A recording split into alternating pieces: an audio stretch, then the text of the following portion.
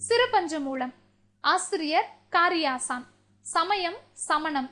பாடல்கள் கடவுள் வாழ்த்துடன் 97 வெண்பாக்கள். சிறப்பு: மதுரை தமிழாசிரியர் மாக்காயனாரின் மாணவர் என சிறப்பு பாயிரம் கூறுகிறது.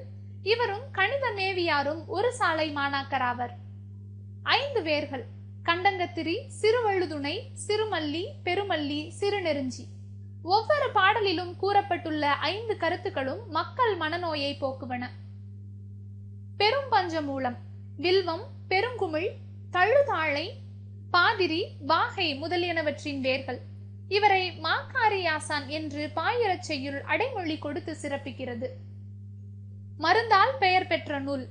பஞ்ச என்றால் 5 என்று பொருள். மூலம் என்றால் வேர் என்று பொருள். வேரால் பெயர் பெற்ற நூல் இது. சிறு பஞ்சமூலம் 10 கீழ்கணக்கு நூல்களுள் ஒன்று. பெரும்பான்மை பொது அறக்கருத்துக்களும் சிறுபான்மை சமண அறக்கருத்துக்களும் இந்நூலில் இடம்பெற்றுள்ளன. தோல்கன்றை காட்டி பசுவை கறக்கும் பழக்கம் கொடியது என்று கூறுகிறது இந்நூல்.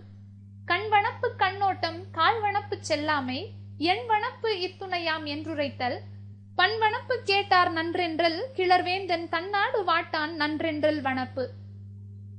விளக்கம்: கண்ணுக்கு அழகு என்பதன் பொருள் இரக்கம் கொள்ளல். காலுக்கு அழகு என்பதன் பொருள் பிறரிடம் இறந்து செல்லாமை. ஆராய்ச்சிக்கு அழகு தமது முடிவை துணிந்துரைத்தல். இசைக்கு அழகு கேட்போர் நன்றென புகழ்தல். அரசனுக்கு அழகு குடிமக்களை வருத்தாமல் காப்பவன் என்று உரைத்தல். சொற்பொருள்: கண்ணோட்டம் இரக்கம் கொள்ளுதல். கிளர்வேந்தன் புகழுக்குரிய அரசன். எண்வனப்பு ஆராய்ச்சிக்கு அழகு. வாட்டான் வருத்த மாட்டான். வனப்பு அழகு. இலக்கண குறிப்பு: கண்ணோட்டம், சொல்லாமை, உரைத்தல், என்றல் என்பவை தொழிற்பெயர்கள். கேட்டார், வாட்டான் என்பவை வினையாளனையும் பெயர்கள். அணி சொற்பொருள் பின்வரு நிலை அணி. மேற்கோள்: நூற்கு இயைந்த சொல்லின் வனப்பே வனப்பு. பேதைக்கு உரைத்தாலும் செல்லாது உணர்வு. படைத்தனக்கு யானை வனப்பாகும். சொல்லின் வனப்பே வனப்பு. ஏழாதி. ஆசிரியர் கனிமேதாவியார். காலம் கடைச்சங்க காலம். சமயம் சமணம். பாடல்கள் 81 வெண்பாக்கள். சிறப்பு பாயிரம், தற்சிறப்பு பாயிரம் உட்பட. சிறப்பு: தமிழரின் அருமருந்து.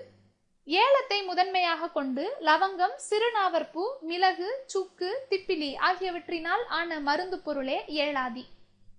4 அடிகளில் 6 அறக்கருத்துக்களை கூறுகிறது. திணைமாலை 150 ஆசிரியரும் இவரே. ஏழாதி சமண சமயத்திற்கே உரிய கொல்லாமை முதலிய உயரிய அறக்கருத்துக்களை வலியுறுத்துகிறது. வணங்கி வள்ளியொழுகி மாண்டார் சொல் கொண்டு நுணங்கி நூல் நோக்கி நுழையா, இணங்கிய பால் நோக்கி வாழ்வான் வழியில்லா, மன்னனாய் நூல் நோக்கி வாழ்வான் நுனித்து. இது இந்நூலின் 59வது பாடலாகும். பொருள்: மாண்டார் மாண்புடைய சான்றோர். நோக்கி ஆராய்ந்து. நுணங்கிய நூல் நுண்ணறிவு நூல்கள். இலக்கண குறிப்பு: நூல் நோக்கி என்பது 2ஆம் வேற்றுமை தொகை. பழியில்லா என்பது ஈறுகெட்ட எதிர்மறை பெயரெச்சம்.